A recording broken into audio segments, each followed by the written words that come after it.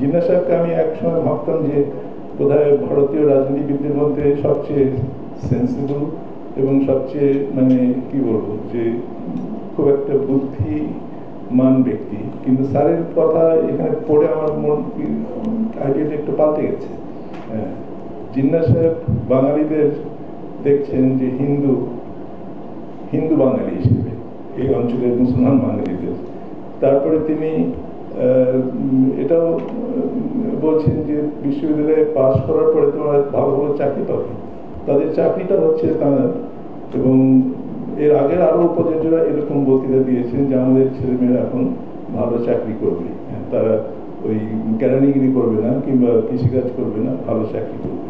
তো এই যে ব্যাপারগুলো স্যার যেভাবে দেখিয়ে দেন চোখে আঙুল দিয়ে যে এই জিনিসগুলো খুবই মিডিয়েটর এবং খুবই আপত্তিকর বিশ্ববিদ্যালয় সম্পর্কে, সেইগুলি তিনি ওই বিভিন্ন আচার্য উপাচার্যের বক্তৃতা থেকে তিনি উদাহরণ দিয়ে দেখিয়ে দিয়েছেন।